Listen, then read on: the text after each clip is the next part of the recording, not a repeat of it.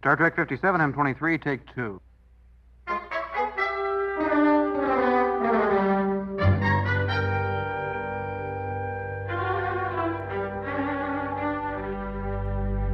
It's the It's Got Star Trek podcast.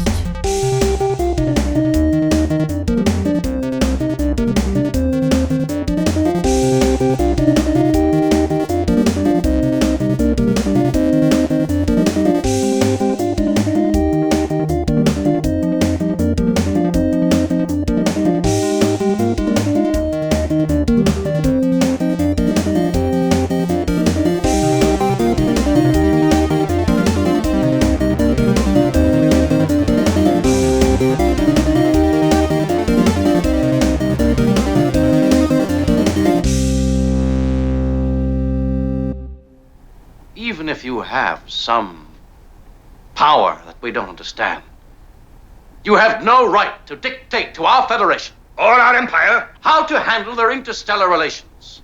We have the right to wage war, Captain, to kill millions of innocent people, to destroy life on a planetary scale. Is that what you're defending?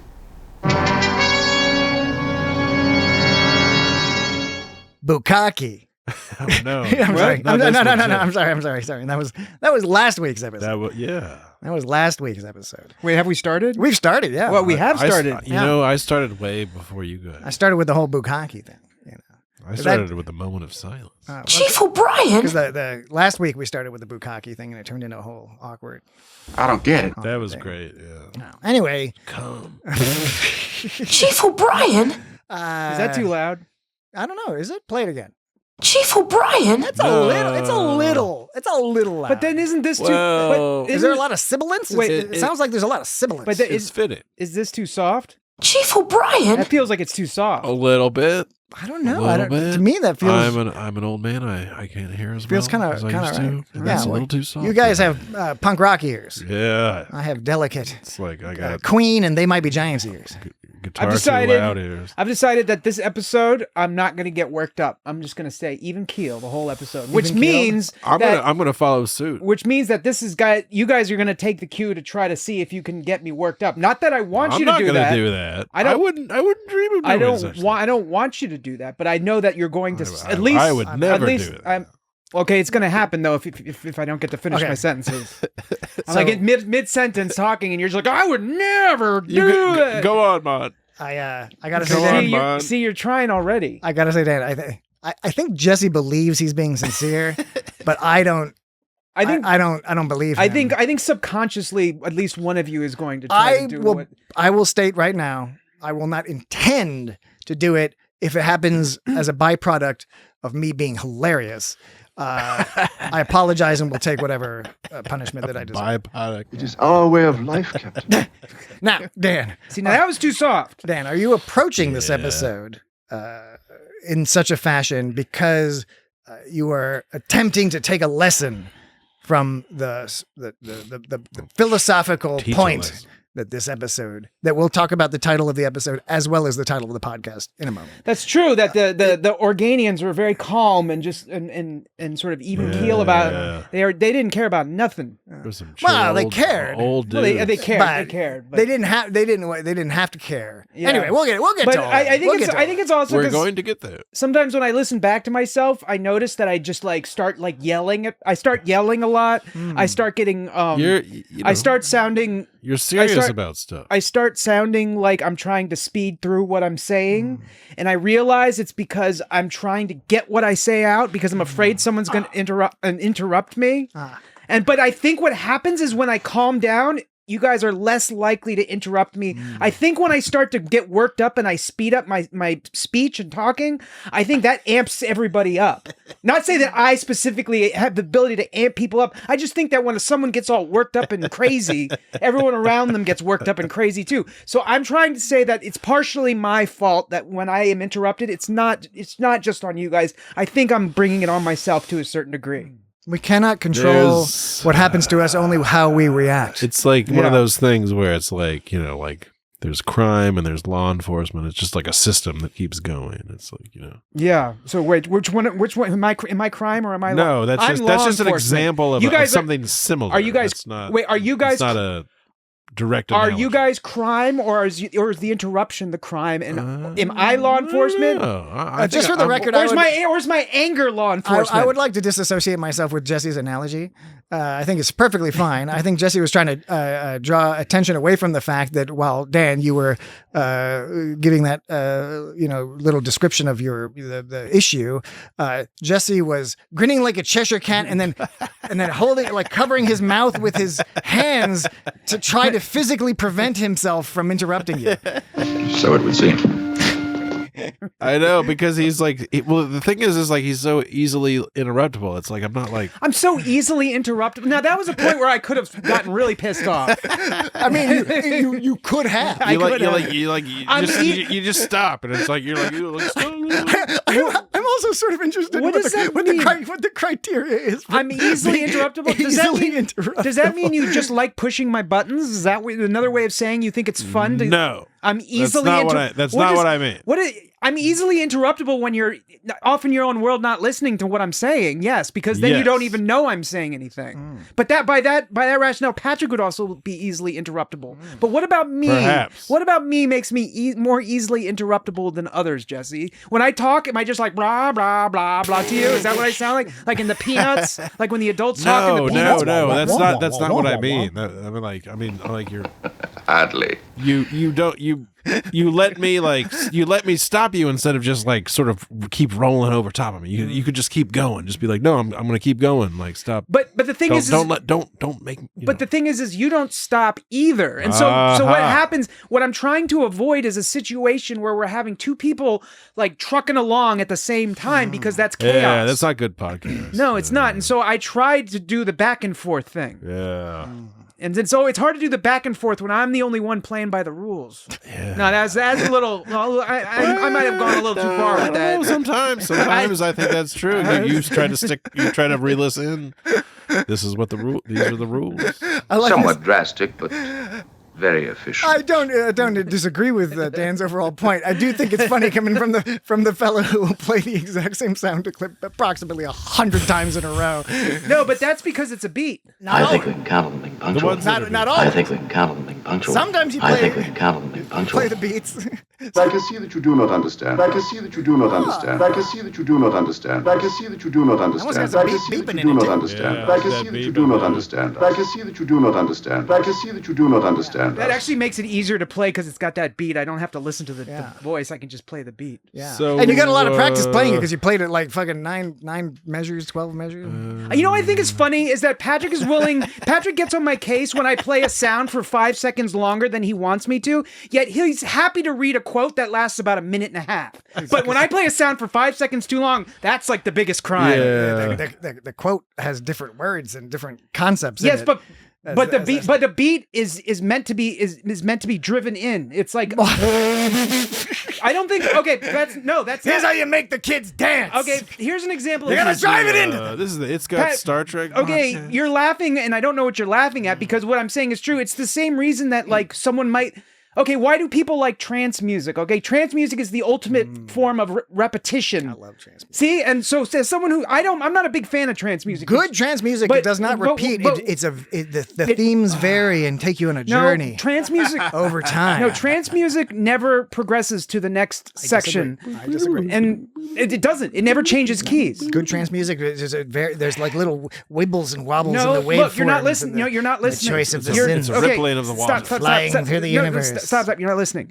It never changes keys. Yes, I understand it adds instruments. It takes instruments. It adds little wibbles and stuff, but it never changes keys. It's always the same key. So to me, it doesn't really progress. It just kind of alters. It modulates. Well, it's a trance. Apropos of nothing, I love a song that goes up half a step. But I love when the songs do that. Look, what I'm saying though is just FYI, Christmas what I'm saying is when you read a quote that's a minute and a half long, yes, they're different words, but when I play a sound over and over again, that's serving a different purpose. Right. That's creating a rhythm. A rhythm is meant to be repeated. Now, if it was up to me, I'd do it for about a minute, but because I know it bothers Patrick, I don't do it for a minute. But I think that like think you should do it for a minute. I think that doing it for 10 seconds is not the end of the You world. should give it a minute. Give it a minute. Well, my response to you, Dan, is Word Up by Cameo. All right. Now, Dan. It's got Star Trek. Yeah. Yes. What's going on? I think Yes.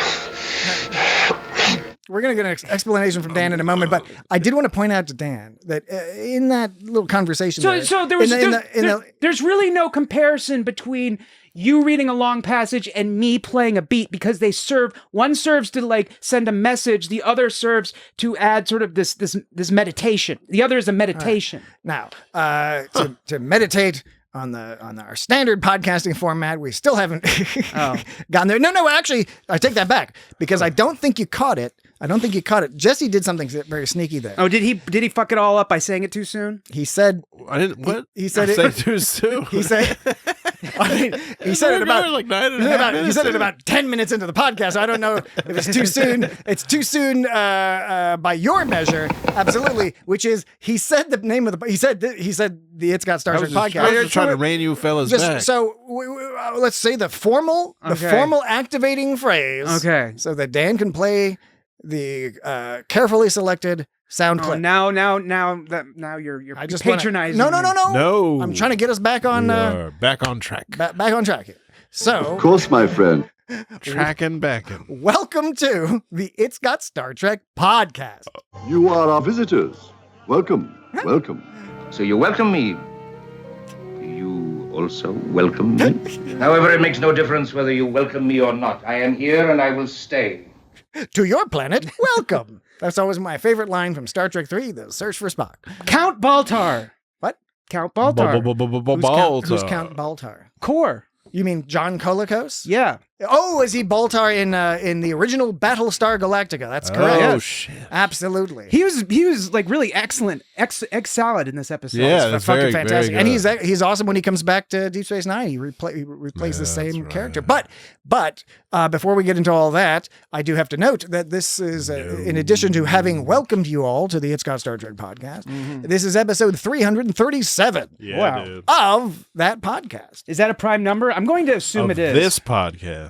It's got a 7. It's got a good chance. I don't know. But there's really no. Is 337 a prime number? All right, so Dan's looking into the old machine there. Yes, 337 is a prime number. Good on you, Dan. Good on you, Dan.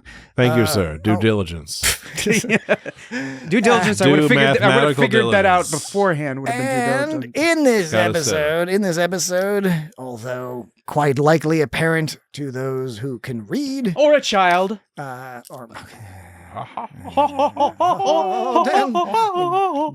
the pun man. No buts. No, and no papagayi from no coconut. their Zauberflaute, the magic flute. Doesn't seem likely. Zauberer, die Fledermaus. Lech mein Arsch. Okay, That is exactly right. now, the title of the episode that we will be discussing this week, it's one of those classic Star Trek episodes from TOS's first season. It is called Errand of Mercy. Prepare yourselves. It has begun. It began, Damn right, dude. It began quite a long time ago. Set your phaser on stun. I got started way before you got. So this week, This is like I think this might be one of like my. Okay, stop with the likes. Too many likes. Okay. Too many likes. all right. This might. There's a comment from a listener about that later. Not to get you. I Like apologize. somebody's mom. I realize the error in my ways because you're now going to think about this until you hear the email. It is not a negative, but it is a comment on.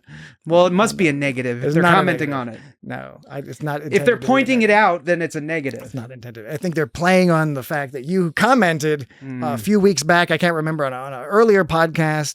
You said that you were concerned that you were. That was like 2 months Oh, ago. I using the see. word like too much. That was like 2 months. As That was a verbal like crutch. Yeah, it that was was. 2 months ago. I mean, it's okay to say it's like 2 months ago. I know. That's a fine use of the word. Okay. Yeah. Anyway, that was 2 months. That was approximately 2 or 3 months ago that I said that. Okay. Anyway, don't worry about it. But Certainly.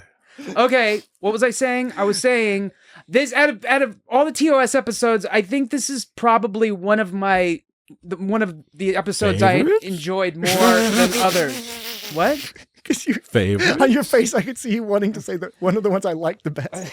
I'm trying to figure your out face, how to talk. Your face made this sort of like strange contortion, and you're like, I enjoyed. This is one of the better TOS episodes, I think. I think this rates as a man. classic. I agree. It's much better than the remote control Spock episode.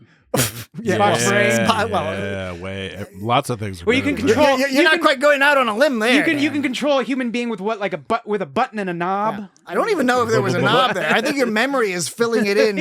I think it was just two buttons. It wasn't even buttons. It was just hard pieces of wood that they pretended were buttons. But anyway, but even good episodes, such as the one where when they were in. When they were in the, what was the one where they were in the cave with the scientist guy who was also, that same scientist was in Strange New Worlds?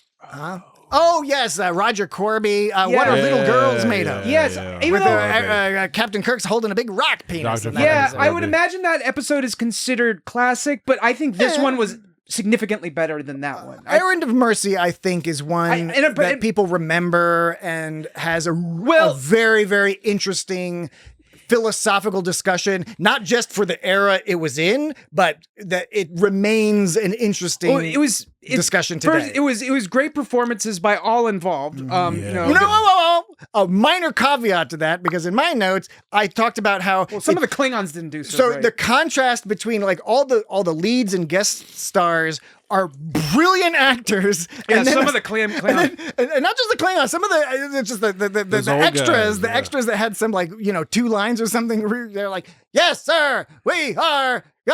Wait, what?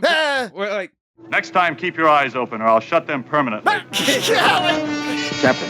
Where'd they get that guy? I don't know where they got that guy. Hey, was it because there was a limited number of people who were willing to kind of do brownish face? Oh man. Yes, sir. Like even at that time, they're like, I don't. Because for a minute there, I was like, I don't know, is that okay? They're just sort of brown. Klingons are Kenyan merchant named Spock. All right. Look, there's a ton to discuss, and we will continue the discussion. Closing in on the Klingon fleet. The Klingons. But briefly, just to I did want to ask you about like any Dan's bits and stuff. I know there's a lot to talk about because you're right. It's a classic episode, brilliant acting, et cetera, et cetera. And also real quick, I just want to say that the episode kind of takes you in one direction, and the direction it takes you is actually a very thought. I agree. The direction it's taking you in is a great, wonderful discussion, but then it's all foiled and flipperoo, and at the end. It's so good. I know. So it's like even if they didn't do the old flipperoo, it still would be a good episode. episode. You're like, I think I'm supposed to think this. Yeah. Oh shit. Yeah. It's I got some enlightened shit. They take the respect of two warriors like clashing, but still able to respect one another and able to bond on a certain level. Kor more bonds with Kirk than Kirk bonds with Kor. But the point is it's like these two great warriors fighting, and they have respect for each other, and you can have respect for your enemy and Dan stuff. is miming the fighting. Yeah, and he's doing a lot of all the boxing and all that old story, right? That old tale, but then it's all flipped on its head because of the fucking Organians. Flip-it-a-roo. It's like, I'm supposed to identify with the good guy Captain Kirk. Oh, it turns out that maybe some people don't aspire to live the life of the Western democracies. The Federation. They pulled an old switcheroo. They did great. It was the way it was structured was great. Very good. But because we still have to do the beginning part of the show. No, we don't. Yes, we do. No, sir. It's very minor. We have a voicemail. We're almost 20 Not minutes necessary, in. Commander. A brief It's almost voicemail. time to take a break. Exactly. We cannot permit. And we want to go over what Dan's bits. Are there any Dan's bits? I'm talking lists. I'm talking duties or no duties. I'm talking that's in orders. I'm talking who's he what's it's or grind my gears. Flippity flops. I need your obedience. Here's what's on sale at Newegg this week. I will have order. Is that one of your things? Is Newegg still a thing? Probably not. You're talking nonsense. Indeed. I have two. I was going to say boner or no boners for some reason. I don't know why. No. I'm kind of into it. I know why I thought that. Does Kirk say boner? Barona. That's why. Boner. Barona. Barona. Remember we called him Baroner? Yeah, Baroner. Baroni. Baroner. Barona. And there was also Barony Maroni. and there was also Be far better off on a penal plant. Penal plant. Penal plant. Penal. You also already played that list of welcomes. You may be a man I can deal with, Barona. You Barona. disapprove, Barona. Barona. what'd you say? List of what? Because I always ask if you have any lists. Yes. And you played a collection of welcomes. You've already Right. done that. Are there any other written lists, bulleted points, collections of sound clips? The collection of welcomes doesn't count because that was the intro sound. Yeah, but it was a collection. It can be two things. It can be a Venn diagram. It can be an intro thing. But you make it that is also a list. It's a collection of But you things. make it sound like it uses up some of my cachet of No. There is. It doesn't get used up. Dan's Bits is not a zero-sum game. It can be the whole fucking podcast. Never. No, yes, no, exactly. no, Mr. Spock. Makes No, Jesse Mr. and I's Spock. job much easier if it is the whole podcast. Yeah. But your Content. Well, like- you can have multiple lists and collections. Well, and speaking do of that. sound you lists, curated this. You hand selected those welcomes Speaking- and plucked them out and made a point. They said welcome a lot in this episode. That was a point many listeners, many viewers would not necessarily apprehend on their own. see, just It's then, the value add of listening to this fucking podcast. see, just then I could have gotten really worked up, and I think when I start to get worked up, I start to use the word like a lot. So when I stay calm, I'll use the word like less. Is my hypothesis. So just like a couple weeks ago, I had the story of the phase variance. Do you remember the story of the phase variance? Yes, I do. Where you selected various clips from the Voyager episode that both highlighted the fact that they use the term phase variance a lot, but also explain the arc of the phase variance as a plot point in that particular episode. This may be less descriptive of the plot of this episode, but there is a story of understanding in this episode. All right, story of understanding. I like that. Yeah, this is sound that's list. something to look forward, folks. There is a long list. I don't know. It's 19 points. It's called Organian Clues. I'd like to look back or have somebody look back. Maybe, I don't know, maybe this is one of the few good jobs for AI to determine how many of your lists have had 19 points. I'm not suggesting anything. I have a vibe. Is that some kind of numerology? I have a feeling. No. I just have a feeling that I can only tell you the truth. because either because of coincidence or some sort of quirk in Dan's bias towards prime numbers, which he's already demonstrated this episode, that maybe I cannot tell you. you have a tendency to target on that number 19. It's an interesting number. It is an I interesting wouldn't blame number. you. I wouldn't blame you if there's I think he's doing some sorcery. something that gets you there. But What have you done? What have you done, son? all right. So what other Dan's cannot bits? permit What it. other Dan's bits? We got a 19-point list that you're not too hot about, but we'll probably get No, to it's anyway. it's good. It's just I probably could have kept it a little shorter, but it's basically Well, it's a little late now. So. it basically focuses around the idea that the Organians gave some clues about how they might not be normal people, Yeah. and it's a little bloated because not every step directly relates to that. Okay. But Yeah. Well, it's a fun game for the audience to play. They can predict it ahead of time whether they can construct this list on their own. What the fuck's And going to as happen Dan- next? And as Dan goes through it, you can play along at home and But see if it that's matches up. That's the only real list. That and then the collection of sound clips that tells a story about communicating or something. It was a story of understanding, but Understanding, it's less okay. of a story than the last phase variant story. Okay, good. So Klingon fleet. So Klingon. Klingon. It's returning to a bit. You're doing a sequel to a bit, and you're going into it saying it's already not as good. So this is like a Saturday Night Live type thing where you get Pure energy. get the character that really that like people really love, and then you do it again. Well, and it's still good. Somebody's laughing Don't I through do the that? lines. And... Don't I do that too? Yeah, someone's always laughing through the lines. Don't I do that every week though, saying, this list sucks? Isn't that a thing I do? I mean, it might be. I don't know. People. I guess so. Okay. Is that so? That's all the bits, right? Okay. Yeah. We will All your bits. We'll of Strategically course, sound. later in the show do our weekly game of Where the Hell Have I Heard That Before? Very good. We had a good one last week, some good guesses, and a very good one for next week. I'm excited. Very good. Very good. But first, we have Forced. a voicemail. Excellent. We have a voicemail from our old friend Jack Dorino. Wait a second. Yeah. Okay. These are our messages. Okay, good. I forgot. That's a new one you've added to the rotation. Yeah. Tuvok saying, these are our messages. These are our messages. Well done. So I'm going to play this clip from, or this voicemail from Jack Dorino, just for a little bit background. What he'll be referencing are some discussions we had about Starfleet Academy, particularly I think it was the season finale, the season 1 finale of Starfleet Academy. So I'll pause it as necessary if I have to provide some additional context, because there's some inside references here that might not make sense otherwise. Is that clear? Yeah. All right. Here we go. Joel and True, gentlemen.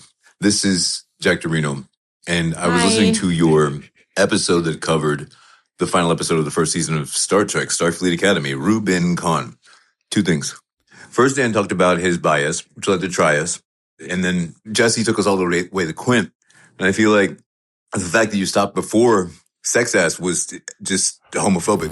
And then also... Okay. What?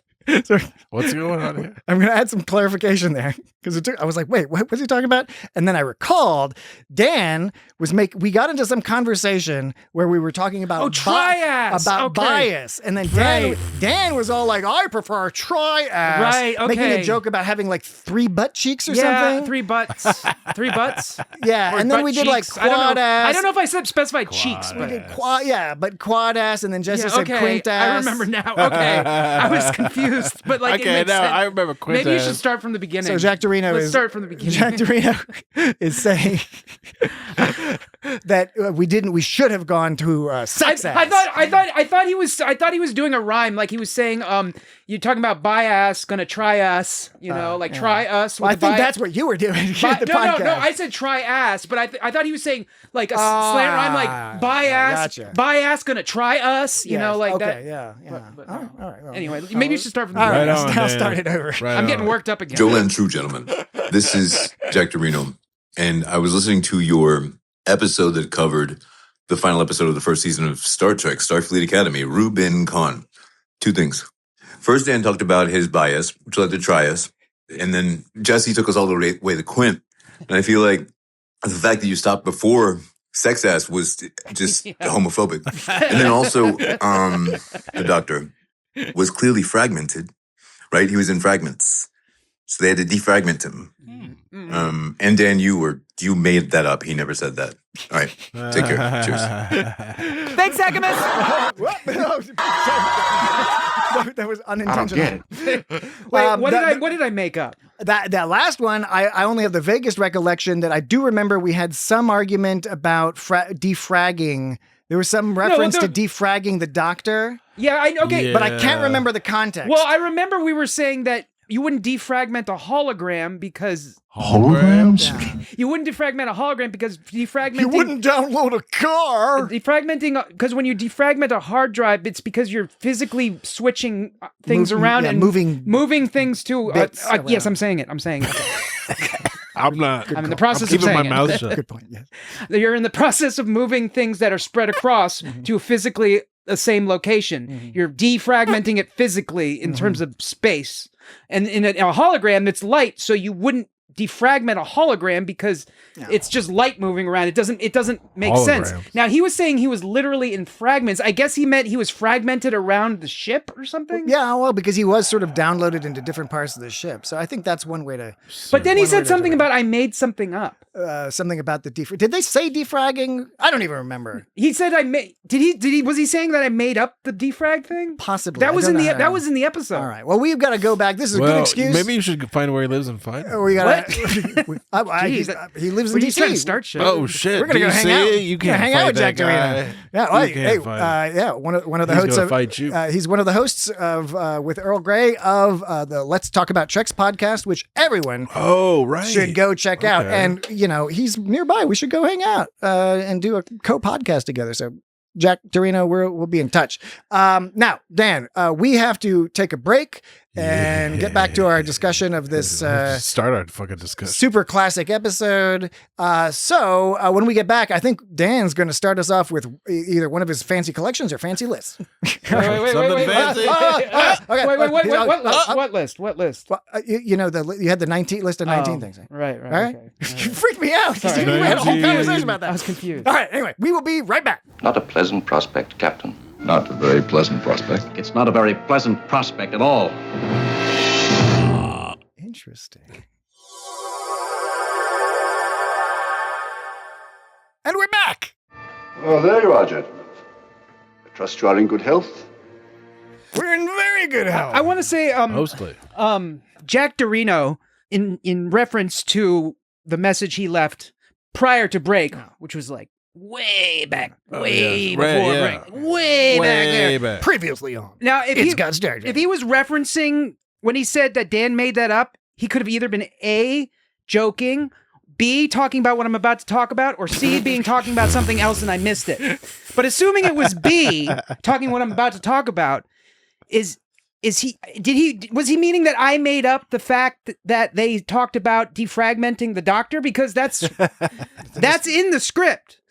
Genesis says Genesis Live. Yes, Genesis Live. Oh boy, she can do. Oh man! Among the many skills Genesis Live possesses from Starfleet Academy, she can do what Nintendo don't. That's true. That's very true. She says, "Go ahead," and then Jaden says, "We've completed the Doctor's defragmentation routine, but nothing has changed. He remains unwell." Maybe it's referencing the Doctor's 5-minute stand-up open mic set, and it's like it's a defragmentation route. It's like the routine. He has like multiple routines, and one of the routines he does is like a whole gag about defragging, and maybe it's all based on the fact that why would you defrag a hologram? And then he does a whole I don't know exactly what the jokes would be, but I could imagine a scenario. I mean, whatever you said, sure, but I was more pointing towards the fact that Jack Dorino said I made it up. So I'm wondering I have a very active imagination. Now I'm like going to think about what does he think I made up? All right. Well, good. But I actually want to say something. This might require a follow-up the sex ass. Actually, later that evening, to be in all truthfulness, I was like kicking myself because I was like, oh my God, I should have said sex ass. Yeah. That would have been funny because, you're a funny guy. You can make a joke like hex ass, more like sex ass, like that. Right. It's kind of. I agree with Jack Dorino. It's kind of surprising. You didn't well, he's called it. He said we were being homophobic. I think by not making the joke. By not making the joke. That's. I love. Maybe he's right. I mean, he doesn't know me well enough to know that I love to sex ass. Though, yeah. So. He does. Yeah. Anyway. I think he knows. Jack Dorino, please tell me what I made up. I think the evidence. I'm going to lose sleep over this. No, we're going to drive. We're going to drive to DC and come hang out. For real. That is exactly right. Okay. All right. Errand of Mercy. Now, Dan, you mentioned something about you got a big old list and you got this collection of understanding business. Which would you prefer to do now, and which would you prefer to save until later on, in the third break, perhaps? Well, that's a good question. I was about to start in on one of them, but it is a nice... Well, I appreciate that you enjoy, I didn't say like, the quality of my question. Yeah. Okay. Well, I appreciate that you pointed out the fact that you said it was a great question. It was a great question. And you seemed sincere about it. Yeah. Yeah. It wasn't just a good question. It was a great question. This is a 19-point list, so I don't know if it's better to start now. We have a whole break. We have the whole second segment. See, maybe the list will take up that whole segment. Well, see, here's the two schools of thought. One is because it's long and because we start early, we're going to pad it out too long. Ooh. But that's an argument to put it at the end, because if we put it at the end, it'll force us to go through it more quickly. That's a fairly standard risk in the podcasting are there world. duties or no duties? Now, the other argument to doing it now is that maybe there's a lot of good discussion that we don't want to speed through that will come as a result. So, yeah. But sorry. Come. That was last week's episode, Dan, when we did Vox Sala from Enterprise. Yes. I enjoyed that episode. If some people are reluctant to watch Enterprise, you don't even have to watch it. Just listen to last week's podcast. But it's better if you watch it, or at least look at some pictures. Yeah. It seems a logical development. Vox Sala. Okay. Dan's 19-point prime number list. Organian clues. All right. So this is sort of about how the Organians behaved and how Kirk and Kor just didn't get it this whole episode. There was all these suspicious things happening, and they never for once considered that there might be more than meets the eye to these Organians. Yeah, a la the Transformers. No, not at all. That we cannot permit. Energon cubes. Is that what you're getting at? That the Organians are effectively the same thing as Energon cubes? I don't think so. And that the Transformers franchise stole the concept from... No, that doesn't make sense. Because Energon cubes are not They're not independent, sentient life beings or sapient life beings. I think this Life beings. Sorry. Anyway, Dan is being extremely He's holding it back. cordial. He's not going to lose with this episode. He's not going to lose. He's doing a good job. Despite. Okay, I've been efforts. I've been sufficiently hilarious. Please, Dan, continue. Go climb a tree. Good, honest hatred.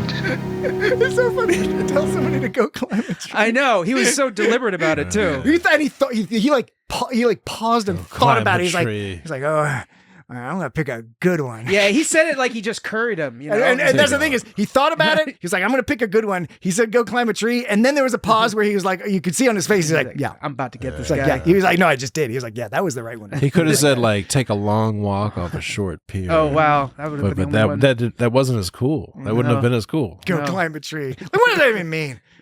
I don't know. It's like, go buzz off, motherfucker. Just be temporarily out of my view. Yeah. Go pound sand. Yeah. So this primitive, quote unquote, primitive culture, it doesn't care that Kirk and Spock just beam down. They even talk about it. How Kirk said you'd think they had people beaming down every day, and Spock says yes, curious lack of interest. So that's clue number one. It's like, why don't they care that we just beam down? Now, in and of itself, that's nothing to think that anything's going on. But try to put all these together as time goes on. Try to do that for me. They were stagnant. And by the way, and Jesse, I want to address that point too. But Dan, again, I'm just going to remind you that you framed this list as a great way to jump off and start conversations, and I think this is exactly what we're doing here. You do quite well. Because you're looking a little tense, but exactly what you're saying brings up, I think, an important discussion point for this episode, particularly when we're looking backwards into the past of the Star Trek franchise, and you consider the Prime Directive and how that normally works.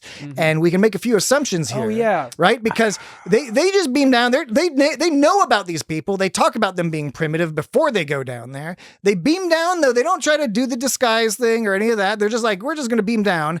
So when they do that, you're like, oh, well, they like these people, even if they're quote unquote primitive, they must just, for whatever reason, just know about space people. So that's why they're beaming down. But then, like you said, they're like, well, that's weird that they're not freaking out. And I was like, well, what is it? Is it that they know about space people, or are they, but they're acting like they don't know at all? And they're like, they should be terrified. They should think that we're gods, just like they emerged. And if that's what they thought, then they shouldn't have beamed down in the first place. If that's what they thought they were going to react. It's peculiar. But I was going to ask where the Prime Directive stood. It wasn't called. It was the directive. The directive, General Order number one. They do use the term Prime Directive at some point in TOS. In Enterprise, and it's also used interchangeably. Captain Archer invents the. He's like, we need some kind of directive, some sort of prime, like a prime idea.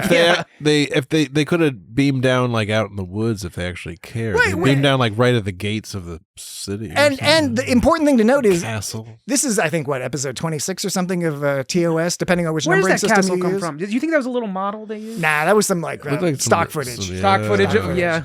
But it's only a model. But this is episode 26, I think, of the first seasons thereabouts. And they've already done other stories where they had to do the we're hiding in disguise. We don't want them to know that we're like space people, we're Starfleet or whatever. Space people. Now we do get a little bit of disguise action later, but I'm sure that's who knows? Maybe that's we get silly outfits later. But please do not concern yourself about them. Since Jesse brought it up, I did want to. I'm compelled because of my educational background. TOS. I love a background. What is he talking about? He's doing that thing. He's doing that thing. I'm getting there. As I'm I guess I can technically call myself a social scientist. I always want to call out when, particularly TOS does this, although other Star Trek does too. But TOS is often guilty of this whole like Spock saying like society advances on a scale, and there's like primitive versus this, that, or the other thing, which is nonsense. There's no like, and he talks about progress. There's been no progress in 10,000 years. That is not how things work. You'll be learning it the hard way. And to add insult to injury, Spock is like, nothing of intrinsic value. Yeah. Like, what the fuck are you talking about? The culture of these people is meaningless. The garments they make, the way their architecture, the way they design their society, none of this has value. Their lives don't have intrinsic value. I know Spock doesn't think that, but it is funny how they're building castles. These biases of the writers, even in a story where the writers are trying to get us to ultimately to reject the superiority of Western U.S. philosophy. That's like one of the underpinning things they're telling us here. They still sneak in some of that, like, society advances in a certain way. So I did want to call that out. Yes, but then they have certain things like when they said they haven't progressed in 10,000 years, which I thought was a fascinating approach to the issue, because when they say they haven't progressed, he says this is a laboratory example of a arrested development. I knew you were going to. Well, I forgot to get the sound clip. You'll be learning it the hard way. I forgot the sound Can you clip. hear him now, Victor? I meant to get the sound clip, but I got busy. Disgust me. He's not learning the hard way. Okay. But yes, the 10. I want you to continue your point because I think I know it, but I'm not going to make the mistake of predicting it. What about this? Oh, good. I'm glad you picked it up. I'm learning. What about the part where Kirk turned into like a gangster from the 40s or 30s? Unless you tell me where those faces are, you're going to have more violence than you know what to do with. You'll be learning it the hard way. Listen, say. Oh, there's a lot of great lines in here. So he said he was basically saying, for whatever reason, this arrested development. This culture hasn't. Okay, I will say the line exactly, and if you want to do the Arrested Development theme thing again, you may do it, but I hope you won't. But if you do, it's okay. Okay. Because this is a laboratory specimen of an arrested culture. Mm-hmm. You can't do it for that because it's arrested culture. No, I can still do it. I'm doing it in my head. Okay. I'm doing it. Some of our audience is also doing the Arrested Development Spock in their head. Spock is approaching it as they're primitive and they stop progressing, and it's amazing that they're just so primitive and so stupid. That he's implying it's a negative. Yeah, and he's just basically saying they're a bunch of stupid idiots, right? But it's actually the opposite. Yep. They have progressed to the point of perfection. Yep. That's why they haven't progressed, because there's no more progression to be had. Like exactly. I thought that was like a really neat thing that the writers did there. And like Jesse said, I was thinking these are sharks. These are crocodiles. They have crocodilians.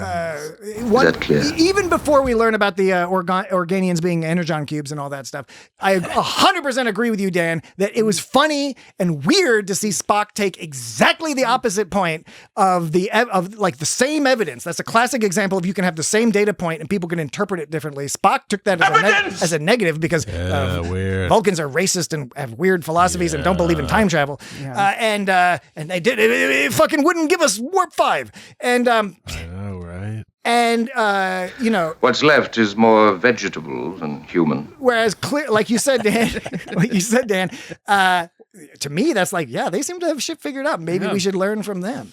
You were mental vegetable. I have no desire to see you become a vegetable. Those dudes were chill. The other thing, just to mention now, because it kind of matches up with Spock's talking about this planet, is at the same time as Spock was being annoying with this whole like quote unquote evolutionary ladder of culture, whatever, Kirk talks about it. He says it's another Armenia. And he by implication, he's bringing up like the Armenian genocide, which is really interesting to see. I forgot that the weak innocents who always seem to be located on the natural invasion routes. Yeah, right. The people who are caught in the middle, and again.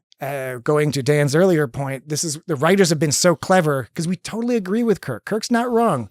We identify with this, but we later are learning, but not everyone is weak. Not everyone is simpler than you just because they appear to be. All right. Next up, next list up. What are we on number 2 now? Vegetable. Vegetable.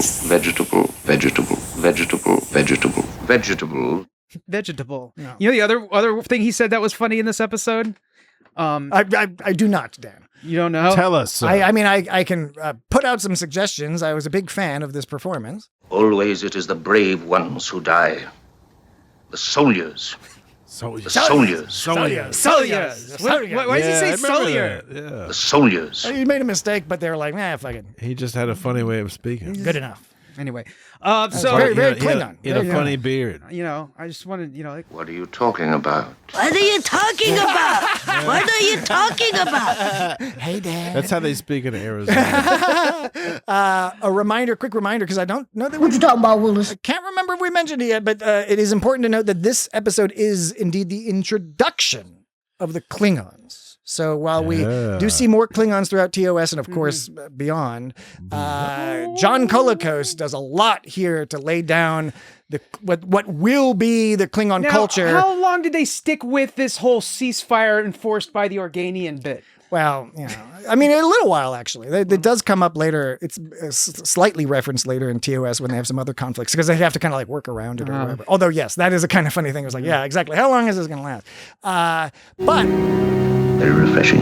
an interesting thing to note about the progression of the Klingons is that there was a They started inside your butthole and then they went to Uranus. Yes. They have two buttholes. They started without any hair, and they started growing their hair. Quite large. The Klingons and the Romulans, which are introduced later on in TOS, sort of flipped in terms of some characteristics over the years, particularly in sort of the movie era and the TNG era. A few characteristics got sort of transposed, and some of that is there's the really obvious example of the the Romulans have the bird of prey. And in the original version of Star Trek 3, Christopher Lloyd, Commander Crew, was going to steal a Romulan bird of prey in order to go to the planet Genesis. But I can't explain it. The stealing the Romulan thing fell off, but the name stuck. So like the Romulans had birds of prey in TOS, then the Klingons from that point forward had birds of prey. But here in Lower Decks, they stole a bird of prey. That's right. They stole an older one. The one from that. You're meddling in things that are none of your business. But here, the Klingons in TOS tended to be a little bit more of the sneaky, shady people. And then later, the Romulans became the sneaky people. Whereas in TOS, the Romulans were more about like honor. They were all about, the honor and respect and all that. And then that became more of a Klingon thing later. But what we do have here with John Colicos is the warlike stuff, talking about war, the cool goatee. Like when you think about it, like, yes, they don't have some of the later head pieces and stuff, but this guy looks like a fucking Klingon. Yeah, he does. I mean, he's also wearing brown face. I'm buying it. Also, at the scene at the very end when it shows the close up of Kirk's face and it shows the close up of his face when they're all mad about the fact that the Organians shut him down. When it's Kirk's face, it's almost Kirk and Kor are like they're getting along because they're like these fucking assholes. Yeah, right. There were a couple scenes where seemed like they were bonding, like when Kirk and Kor, like when Kirk was like, I don't want to, Kor and Kirk. I don't want to help the likes of you, or he's saying something like that, and then the Kor looks at Kirk, he's like, I don't blame you, Captain. He's like they bonded over how these shitty or like spineless Organians, fools. But when it showed their faces when they were yelling, you know how in the when they show like almost often like the women's faces, they smudge it over and make it look the gauze or the Vaseline. It almost looked like they did that with Kirk's face, because when Kirk's was like straight on like a portrait shot when he was yelling at the Organians, straight on portrait shot. But when they had Kor's face, it was at an angle, and you could see every pore in Kor's pores.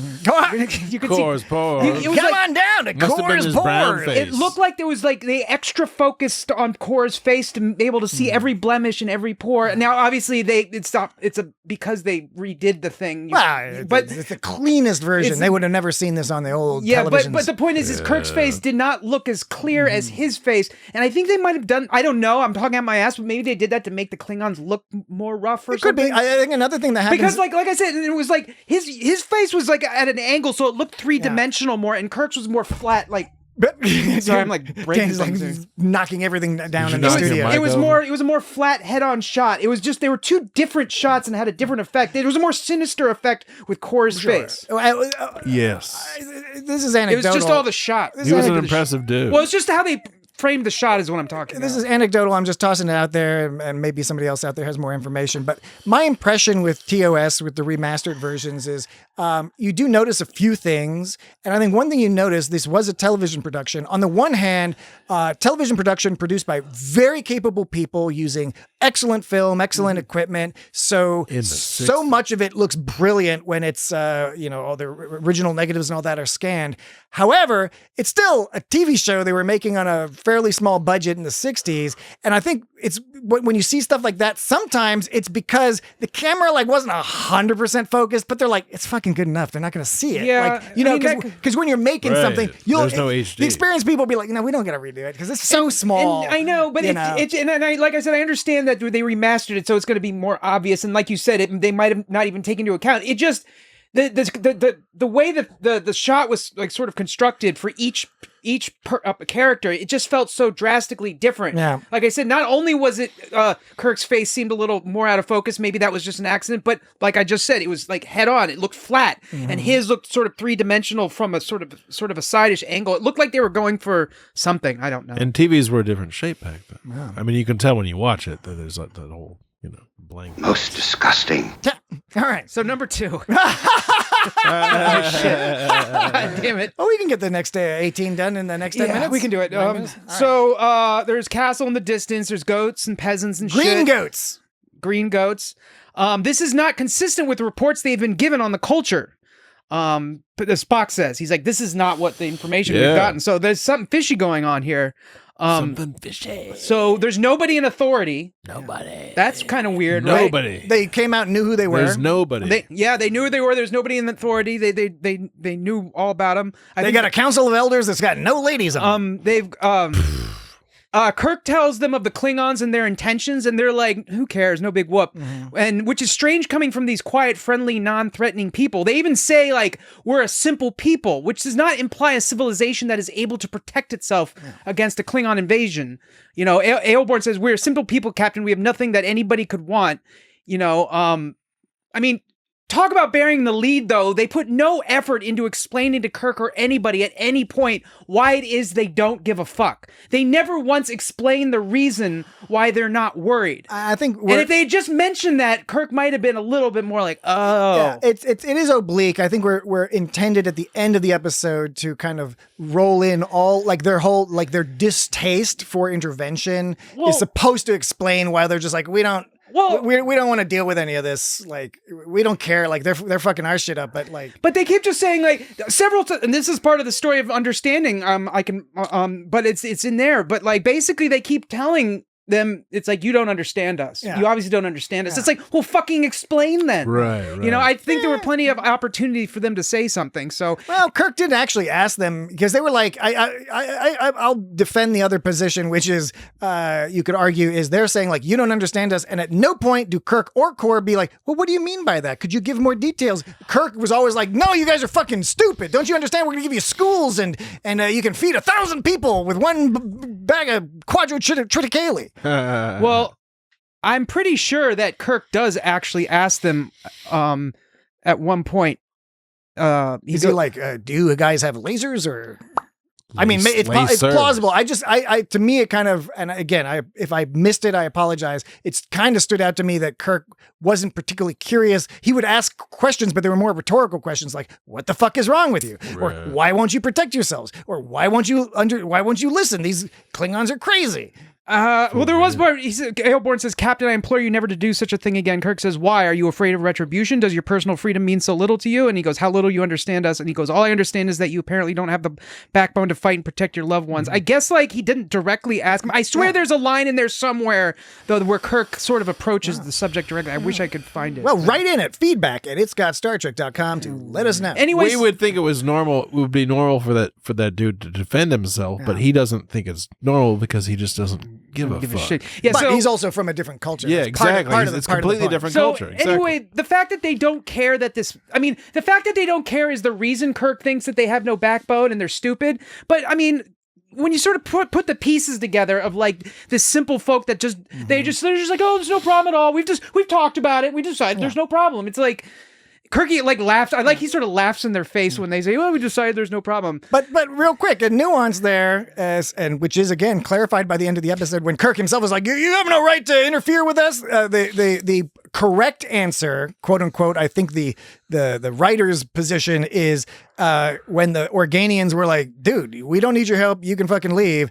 The correct answer, if Kirk actually believed in that would be like, oh, okay, well, we disagree, but you told us what you don't want it. Okay, we'll leave. When in fact, the Federation was just as interested in that planet as the Klingons for the same reasons. They had different strategies for trying to obtain control. They wanted to quote unquote improve the planet. And a person watching that show in the 60s, like today, would understand what that is an analogy for is the US or other Western power or China today going into a country and being like, we'll give you all this shit, but we get to do this shit. We get to take these resources, etc. What Kirk said, the way he presented it was, we can give you schools and medicine and all this good stuff. All I ask in return is that you let us help you. Is that sort of how he framed it? That's how the British framed putting British petroleum in the Middle East.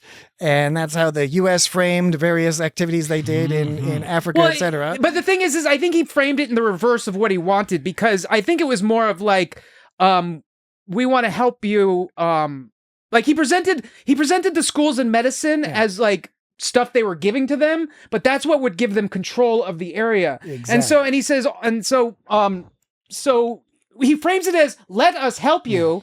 He was more saying like, we will help you if you let us. He framed it in the opposite direction of what he meant. Look, the thing is, taking the entire point of the episode in the end, that is clearly meant to be an analogy for the use of soft power as an alternative for nevertheless expanding empire. You get X, Y, and Z if you let our businesses come in, if you let us have a military base, right? If you let us put our ships here. But he presented that as if we're giving you that, but it's more. But that was more just like we want to do that. And again, that's and it was the like, angle. and he was trying to say, do us a favor and let us help you. It was more like, we'll do you the favor of helping you.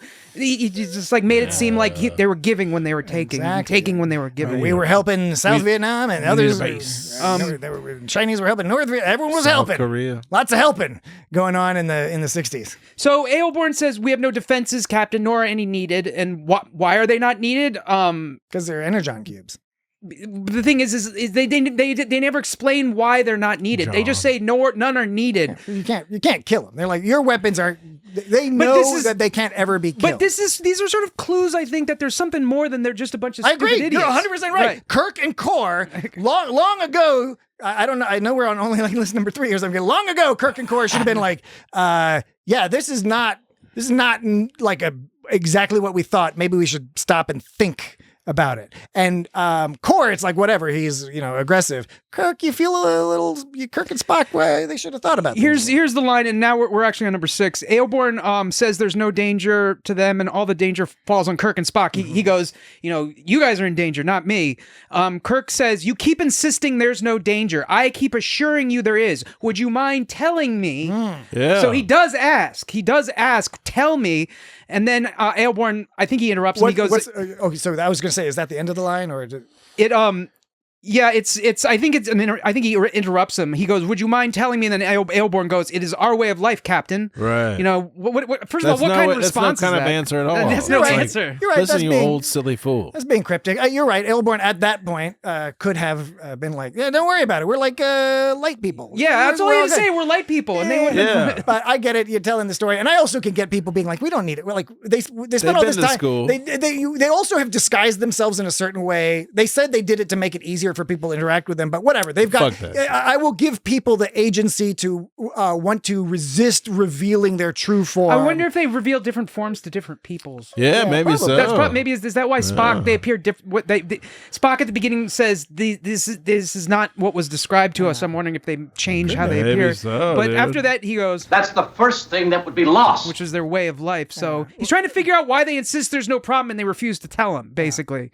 And I'm wondering, are they afraid that if they discover their true state, that they will be overrun with looky-loos or something? I don't know. I mean, I'm comfortable with a culture or an individual not being required to reveal information they don't want to reveal. Yeah, but even if it might make some things easier. What was their end game? Were they just going to sit through this and wait until the Klingons got bored and left or something? I think they were just aggravated at these fucking people that are like hanging around. And so I think they didn't 100% know what to do. And that's why at the end they seemed very frustrated that they had to like intervene. Because that one guy, when he's like, we find this disgusting. Yeah, I was like, oh, he really does. He seems revolted. Yeah. But they on the one hand, they may not have known how to handle it, but they didn't seem concerned at any point. They never thought that there was no danger. They were just like, what? Like, I think for them, they were just like, we don't really know what to do. And I think, and I want to get to this in the third break in the next segment, because we do have to got to take a break in a second. But I think there's an interesting twist and undermining going on with the Organians that I don't know if it's 100% on purpose, but it's interesting. So we'll talk about that when we get back, and we'll have Where the Hell Have I Heard That Before? We'll have more of Dan's list. We'll have sound clips. We're gonna have all sorts of shit. Oh, we're gonna have a whole bunch of shit. We will be right back. I came to take you away. We've got to get there before the hammer falls. Come with me. Excuse me, gentlemen. Is that necessary? The hammer to fall. What? You start going like, oh, like just while he's background soundtrack, baby. While he's talking, it's fine. Whoever's talking, I'm singing. It's fine. I'm just saying, like, I'm just singing.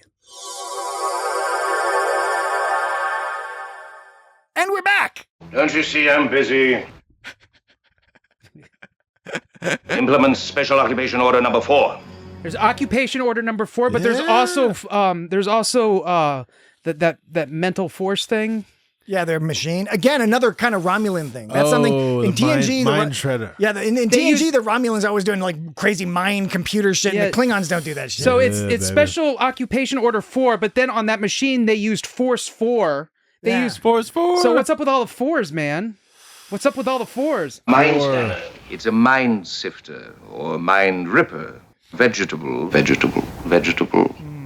is the number. What's left is more vegetable. Is that the number of human. death in You China? were mental Japan. vegetable. Japan. I have no desire to see you perhaps become it's a vegetable. Is it Confucian or I don't know? Maybe it's It multiple. might be. Yeah, it might be a few things. I think it's not just Japan. I know 4. You were mental vegetable. They won't give you a 4 of anything. Red ink is something you want to avoid too. I think signing.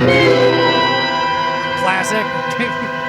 That used to be that soundtrack. That sound effect was one of my old PC error. Whoa, dude. Maybe I not have an no error. desire to I see used you to have become a like vegetable. Homer Simpson going dope. Yeah. Dope. I had some Simpsons That stuff. was way back. Yeah, we've discussed this before. I actually recently found, because I've been like consolidating backups, and I found like an old directory of all those sound clips, wave files. They're like 22 kilohertz. Am I? You know what I'm saying? Like 90s wave files. Am I right? Yeah, Bunch of baby. Spaceballs. Bunch of. What are you talking about? You got. What are you talking about? You gotta. What are you talking about?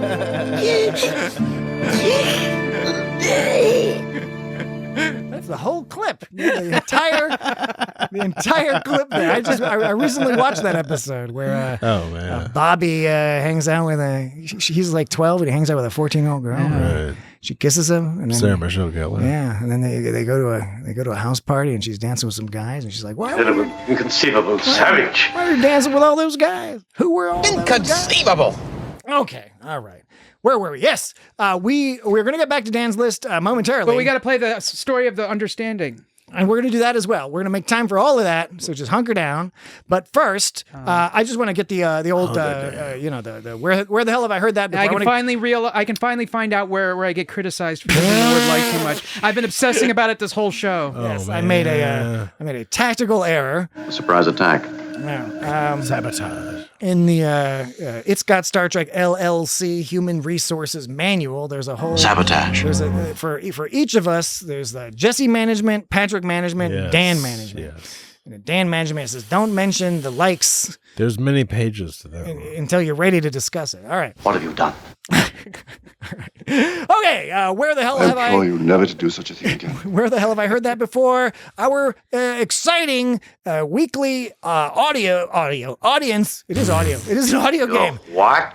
That's But- how I hear it too. It's an audience engagement game. What? And you are the audience. If you're listening to this, you're the audience, whether you like it or not.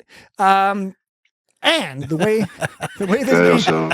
whether you like it or not, the way this game works is that we will play a clip that we have selected, an obscure, out of context clip that we have selected, or that an audience member has suggested from somewhere in the Star Trek franchise. No buts. And we play the clip, and then you, the audience, contact us via social media DM at It's Got Star Trek on all the main social media spaces, or at feedback@itsgotstartrek.com. I think those are the main ways. You could call us if you happen to have our number. Very meritorious idea, Captain. And you send us your guesses. You send them by Friday, because we generally record on Friday. So you send us your guesses, and then we will go over them and see who wins and who gets the right guesses and all that. It's a super fun game. A most satisfactory display. Precisely. It's been a hit so far. Sonic grenades, by the way. What about those grenades were Sonic? Nothing. Nothing was Sonic. It was an explosion. And it exploded like 3 or 4 times. It didn't go like... And it exploded 3 or 4 times. Yeah. It's not a Sonic grenade. It was just a regular old grenade. It looked like a regular old grenade. It looked like a big. Big old silly grenade. The grenades for like in, TV. There's nothing Sonic about that. It reads on TV. The great grenades in Arena, which was like 7 episodes before this. Those grenades were awesome. They had those like little those little glowing blue, like those little balls. Yeah. Those little balls. Yeah. Anyway. Balls. Ridiculous. Yeah, we discussed Arena. That ridiculous. That was a good podcast episode. Well, what about the one where they ran through the field and they dodged the mortars? I don't think we covered that one. Yeah, we did. Oh, you mean that was also Arena? We were with Rob. Rob covered it. Yeah, that was Arena. Oh, that was Arena. Yeah, because Arena, everyone remembers with the blue balls. Yeah, that's what I'm saying. The blue balls, the blue mortar balls. Because Arena, I endeavored to be accurate. Everyone remembers Arena for the whole Gorn business, and that, of course, is like kind of the thrust of the episode. But that's just like halfway into the episode. Right, there's like a whole beginning part where there's all this cat and mouse shit. I remember I was surprised because I didn't remember how good the episode actually is. It's great. It's a groovy episode. Yeah. Oh, Is that clear? all right. So I think everyone understands how this game works. You do not like to be pushed. So last week's clip, I'm going to play it just for fun. I need your obedience. Because some of you might not have heard it. I'm going to play last week's clip. And last week's clip was suggested by listener Amy. She was the one who provided us with the time code. And we welcome suggestions. Just send us the time code or send us the clip. Ideally 10 seconds-ish, less, 10, 15 seconds. Strategically sound. Thank you, Amy, for sending this clip. Now, I'm going to play it, and then I'll give Dan and Jesse... We thank you for your altruistic offer, Captain. I'll give Dan and Jesse an opportunity. Now, this is confusing, of course, for those folks at home, because I know when I'm not playing a clip. I've only got like a couple clips I play in any given episode. Dan has thousands of clips that he can play, and so he's playing. That's a pretty close approximation. I don't play any clips. There was one of them right now. And so he will play them frequently, and I forget sometimes. I'd say what we've just experienced very nearly qualifies. The audience is hearing me talking about clips. And I'm going to be playing a clip, and then they hear a clip. So it would seem. But they don't understand because they're not watching us. We're not on YouTube. I mean, we're on YouTube. Please subscribe to us on YouTube. But it's like a static. It's like a static image with our audio podcast. That's I don't play clips. I use my lips.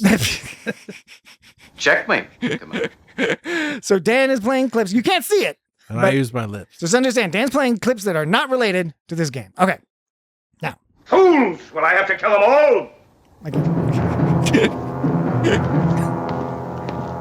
Okay, that's the last one. Controversy. Okay, I'm done playing clips. I will play the clip from last week that was... I'm glad that wasn't the clip. I was supposed to guess. God damn it, dude. It was suggested by Amy, and then we'll go over the guesses. Here we go. Now, start at the beginning. Has it ever occurred to you that a tachyon beam directed at a Class B itinerant pulsar could produce enough gravimetric energy to create an artificial singularity? I can't say it has. It occurred to me. It occurred to me. Okay. Now, Dan and Jesse. I don't know. Your opportunity to provide... I'm going to get this really wrong. Sounds familiar. I'm going to get this really wrong. And I'm always ashamed of myself because as someone who operates on a Star Trek podcast, I know it doesn't take many credentials to be on a podcast, but... You're white and you're male. Oh, shit. And you're middle-aged. I think you have fulfilled all of the podcast requirements. Yeah, the podcasting guild. No comment on that. You know the podcasting guild? That's a bit problematic. We're not members, but that's because they won't have us, No, not because we haven't tried to get in. Yeah. They won't have us. But they say we're too blue, too much cum talk and whatnots. And Dan's always talking about pooping and peeing. Effing and so jeffing. a pattern of Dan's got something to say, but like what Dan will frequently do is Dan will be all like, this episode he'll be all like, sucks. poo-poo, I eat feces. And then he'll be like, we're being a little too vulgar this episode. Let's chop our dicks off. Your emotions are most discordant. Okay, Dan. So, your guess that you have already prefaced that it's going to be Well, incorrect. I'm more just saying that I'm ashamed of myself for getting this You wrong. needn't be ashamed. No, sir. The No. game is intended to be challenging. It's a challenging game. Is this the episode? Well, yeah, but I mean, I should be at least kind of good at it. Is this the episode where Barclay gets supercomputer brain? Supercomputer brain. You're referring to the episode The Nth Degree, Right. which we discussed once upon a time. Yeah. Long ago. I couldn't tell you which episode it is. We discussed it. So that's Dan's guess. Jesse, Can I hear it again? do you have the same guess or a different guess? May I hear it Sure. again? Now, start at the beginning. Has it ever occurred to you Oh shit! Sorry, that I'm sorry. That a was next. tachyon beam directed at a Class B itinerant pulsar could produce enough gravimetric energy? I don't even know how that happened. That was an errant finger. My finger flew off my hand. and, What like, that was, there's this Irish fella named Murphy. Murphy. And That's he racist. came up with something called Murphy's Law. And Murphy's Law is that when Dan goes on for about 10 minutes complaining about people walking all over his fucking jokes, What you talking about, Willis? and then he inadvertently, Willis. you have a touch screen. How did you inadvertently My finger, my finger brushed against it. Okay, all right. What? I put enough force to touch it, but not enough force to move it, so I kind of hit a note. Okay, Understood. like All right. I was gonna have I didn't really have a guess, but since you said Barkley, then like I sort of remembered it more, and so I don't, Well, you want to play it? Do you want to play it again? No. Okay. It sounds like Barkley, but once you said Barkley, so I don't really have a guess. I'm just gonna agree with what you said. It's the best part. Okay, so let's go down through the guesses that we have here. Yeah. Guess number one. We have an email from Emmanuel, frequent emailer, Totally. big time fan. Yeah. Very well. Emmanuel says, "Ahoy, Amy, Isaac, and Rob's compatriot Becky." Becky. Wait a second. He's referring to other people Other people. that are That was involved, tricky. involved in the whole It's Got Star Trek ecosystem. Yeah. Ecosystem. Indeed. Well stated. Well stated, Dan. Congrats on doing the Jizz episode. So many Trek podcasts are too chicken shit to tackle the important issue of alien cum monsters. Damn right. Emmanuel, again, he's referring to last week's episode on Vox Sala, which I thought was a fantastic episode Seaman. of the podcast. It was quite fun. A lot of cum talk. A most satisfactory display. But it was all appropriate. It was not egregious, in my opinion. Okay. So foolish. Emmanuel goes on to say, I commend you guys. You're real troopers and good sports. We're all rooting for you. It's amazing that Berman didn't get Jolene Blaylock and Linda Park covered in slime. I agree. Rick Berman, given his reputation, showed some degree of restraint. Or they simply refused, perhaps. And so we ended up with what I think is a much better situation with Archer and Trip. Nevertheless. Trapped in the gooey nonsense. Nevertheless. As for the WTHHIHTB from Is he spelling out H? Yes, H? he actually spelled this W is like the double and the word U as W? in the what used to be the formal and is now is the informal or soul Inconceivable. way we refer to thou versus you. Anyway, What? as for the double THHIHTB from Superstar Amy, Zed. it sounds like howlin' mad Murdoch pontificating about some old gravimetric singularity. He's referring to Dwight Schultz's other role, famous role, arguably more famous role on the television program, The A-Team. It sounds like howlin' Mad Murdoch pontificating about some old gravimetric singularity bullshit like he always does. I watched that show when I was a little boy. But I don't know from what episode. Remember that episode where Broccoli melded with the Enterprise's computer, like the person in Superman 3? I barely remember man. Superman 3. That shit was terrifying when Superman knocked her into the underground computer and the wires came alive and grabbed her. Yeah, that was fucked up. I remember that. Oh, God. Remember how scary that was? Yeah, that was Most disgusting. It was scarier than seeing your own dad naked. Yeah. Inconceivable. In conclusion, I don't know what episode Broccoli was in. I've let Amy down. I've let my family down. I've let my country down. And now Amy will think I'm a jerk and will never go out with me. Oh, my goodness. I was going to ask dude. Jesse to officiate our wedding. If everything went right, our children were going to have deep Trek timestamp specificity. How do I officiate? So what Emmanuel's clear? referring to there is Amy has been the one of the top correct guessers in this game over the last 20 weeks that we've been playing it, and has often provided way more details, which has been excellent. We're all Star Trek nerds, so we love getting the specific episodes, characters, timestamps, directors, weird things going on in LA at that time. Okay, and Emmanuel concludes his email. Wow. Emmanuel concludes his email with a P.S. P.S. Dan said like. Oh, no. 88 times last episode. Oh, no. 88 times? Which seemingly is innocuous. But you released the episode on the 20th of April here in Australia. Walker, Texas Ranger taught me that 420 is Hitler's birthday. No. Additionally, 88 is neo-Nazi slang for HH or Heil Hitler. That's true, by the way. Somebody says 88 tattoo. And that's how many miles per hour you have to go. Shady person. Yeah. Well, that's how many miles That's a good point. I can't drive 55. Back to the Future and all that. 88 times. Do you think he made that up, or is that for real? No, it's for real. Like that's an actual. No. The fact that I said it that many times. Oh, I don't know because I didn't count. I'm going to go ahead and believe. I'm going to believe Emmanuel because why would he make it up?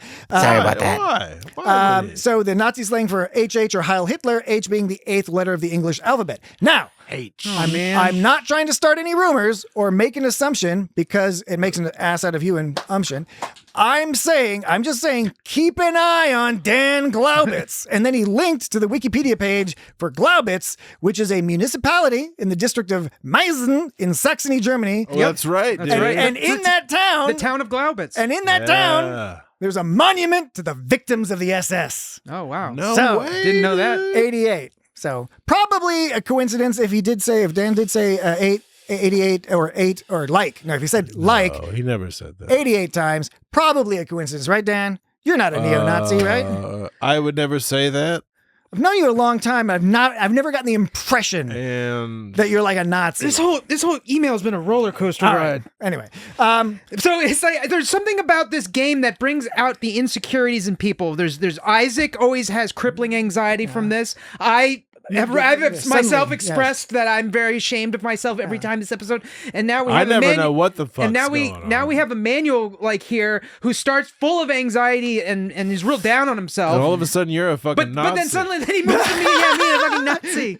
Well, he said he didn't, I don't get it. He said I don't get it. Didn't think You don't get it. I don't get it. I also, for the record, I don't think you're a I Nazi. don't get it. I don't think I am a Nazi. I don't think so, I like how sir. you're like, I don't think I am either. So, anything else for Emmanuel? No, that's it from Emmanuel. Thanks, Agamus. So, yes, you mentioned Barclay. That's a common thread in all these guesses. Yeah, and you mentioned, Yes. I think he alluded to the nth degree. And we have, I think our final guest here is a Facebook guest from Caroline. Caroline says, "Hi, it's got Star Trek people. Thank you for making me laugh. Thank you for making me laugh every week." Smiley face. "I can't place the episode, but I know it's Reginald Barclay and Deanna Troi. What I can't remember is whether this was on TNG or on Voyager. I'm leaning towards the latter. I mainly wanted to guess so I could comment on how forgiving Deanna was towards Barclay, given his Troy-centered holodeck proclivities. Cheers." Holograms? Thanks, Agamus. Right. So here's the deal. Well done. Here's the deal, Caroline. You got the closest. No one got it right this week. Oh. Not a single person got it right. Not a one. Which is great. What an admirable people. It is meant to be difficult, and when Amy sent in this suggestion, and just like both of us, Kara sent in a suggestion last week, both of them were excellent. But both suggestions. Emmanuel and I guessed nth degree. You did, and that is not correct. That is correct because we both guessed it. That's how it works. Oh, you mean? Wait, is that some sort of like Hollywood like manifesting thing? Like if you just sort of? No, we both independently guessed it. That means it must be true. So okay. What? I get what you're saying. No buts. Anyway, excellent. You're putting on like a real serious face there. Excellent. Confusing me a bit. Egg salad. Nobody got it right this week, but Caroline was the closest. The correct answer is that it was Star Trek Voyager's Pathfinder. Why do you keep doing these trick ones? It's not a trick one. You've done this. It's not a trick. This is the 5th trick one you've done in a row. Not a trick one. No, they are trick ones because I didn't pick this one. Amy picked this one. Well, why does everyone keep picking trick ones? You hear that, Amy? You hear what Dan says?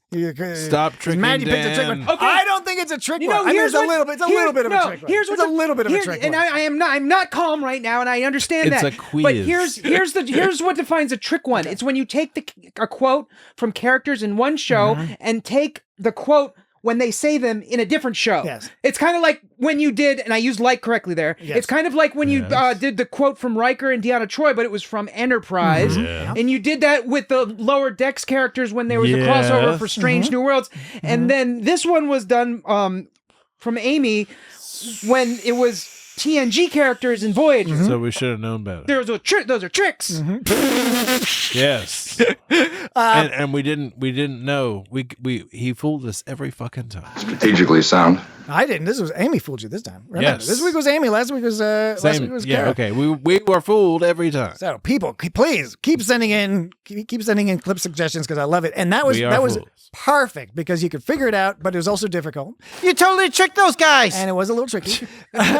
Pathfinder, Voyager's Pathfinder. There's It's tricky stuff. late in Voyager, they figure out like Barclay's instrumental in them figuring out how to like sort of get in communication with Voyager. Like even though they're not back yet, they're able to be like, hey, Starfleet, we're still out here. We're trying to figure stuff out. Maybe you can help us out. So this is a trick. It was This is some kind of trick. fun ongoing story later on. You're tricking us. Okay, now. Story of understanding. No. Yes, we got to get through that quick. No, we got to do next week's clip. I got to play the clip for the people to guess next week. Jesus, I'm trying to get there. Sorry about that. Don't worry. You're a greedy son of a bitch. We're gonna get through everything we need to get through. So the clip for next week. This is where you all listen to this. I'm gonna play it twice, and then Listen up. You send in your guesses. Mahi mahi, the fish so nice they named it twice. All right. It's just a very plain fish. It's pretty good though. Isn't the original? Didn't they rename it Mahi Mahi? It was originally. It's a thick fish. Isn't it originally It's nice called? and meaty. It's one of those fish that has like the old name is something like goofy, like the rotting flesh fish, and you're like, that's not appealing. Did you ever have the uma nupa nupa apua'a fish? No. I'm But I have been to Hawaii. That's a real thing. That's not something I'll have to cut out the It's podcast. like the Hawaiian No, state fish. it's one of them Hawaiian fish. Yeah. It's It's the official fish of Hawaii. Okay, Sprite, good. The clip for next week is as follows. Listen up. Listen with your ears right now. Surprise. Ugh. Somebody use stereo. Another point of contention between Dan and I. All right. Oh, God. Play it one more time, and then you send in your guess. Surprise.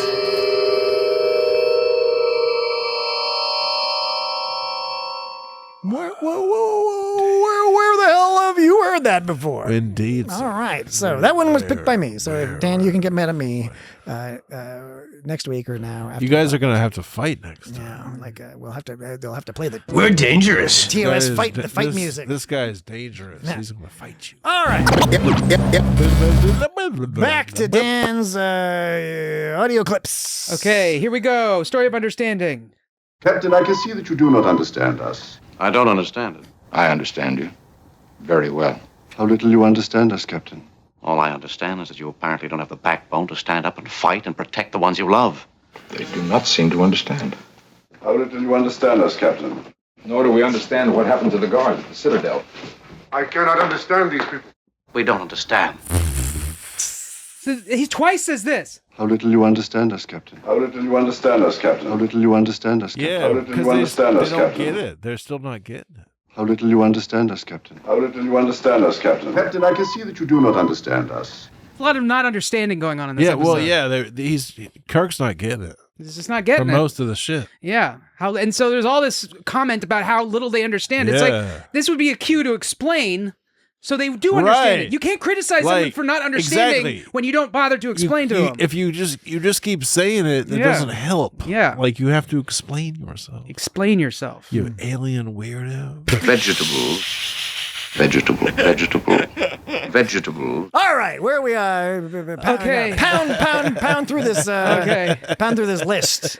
Okay, number 7. Spock reports that the info they received was incorrect, which I said earlier, that they are not moving towards mechanization, and there is no evidence of progress. They have been stagnant for as far back as this tricorder registers, which is tens of thousands of years. We mentioned this already. It's they have made a concerted effort because there are only two reasons why this would be true. They may either made a concerted effort to eschew any. Is that how you pronounce it? Eschew. Yeah. Eschew they made a concerted effort to eschew any progress of any kind due to some kind of something, which is what Spock thinks. Or two, they have made some kind of wonderful. Or two, they have made no progress because there's no more progress to be made. They are a society perfected, and this is actually kind of a profound observation that the writers made. So what they were told is that they were moving towards mechanization. From somebody, I don't know. We never saw that. Somebody told them. We never got that in the episode. But the fact that probably an assumption. But the fact that that's different, that they're not, that suddenly they come across this society that hasn't moved when they were told it was. There's another hint that something goofy's going on. They decide. So number 8, the Organians once again. There's a lot of them deciding they're not in any danger. Basically, over and over again is a theme. Them just denying that there's any danger. Right. So the beginning when they beam down there, nobody gives us a damn. Right. That's a Yeah. So they don't care. So Kirk somehow convinced them to consider it again. Be like, no, really think about this, right? And so they did. They were like, okay, we'll talk about it amongst ourselves. And so they did. They had like a little chat amongst themselves, and they basically came back and were like, we thought it over, and no danger. We still don't. Yeah. No we danger. Still don't care. It was. He goes. Our opinion is unchanged. We are in no danger. It's just like. They seem convincingly naive, but then what would be their whole purpose in the episode? To have such a silly group of people, you know? But that's Kirk doesn't know he's in yeah, I know. It's not a fair point for me to hear.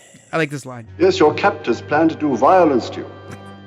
Do violence to you. Violence. It's full of. There's tons of great lines like the I don't trust men who smile too much. That's a great line. Yeah. So there was one moment that Kirk was about to get an explanation from him. Of course, something inconvenient happened. So he tells them about all the wonderful things they can do for the Organians, make them schools and shit like that.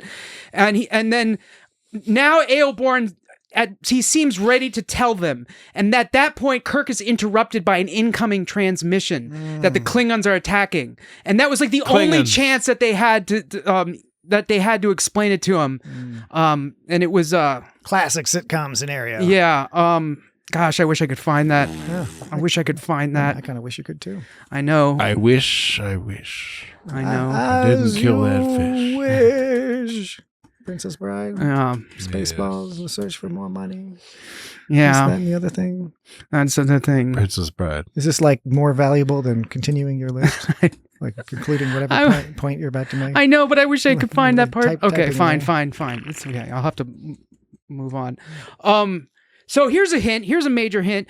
Trefane somehow just knows that 8 ships have begun orbiting around the planet and that they're about to transport down. They got the janks. And not even Spock knew that with all his technology. Spock didn't know that. How can it be from such a simple folk that this one guy... They had mind power. That one guy... Well, this is what I'm saying. These are examples that there's more than meets the eye going on with these people. If we're going to accept that it wasn't a stupid or weird way to react or not react to this fact, what we can then infer is that it's perfectly normal just to have some wizard people in cultures. Like they run into that all the time. Oh, you know what happens every now and then? There's like some psychic wizard dude. But if there's or psychic wizard lady. If there's a wizard dude, you would assume that they'd have. And if a wizard came up to you and said, "There's no danger," I would be inclined to believe the wizard. I agree with you.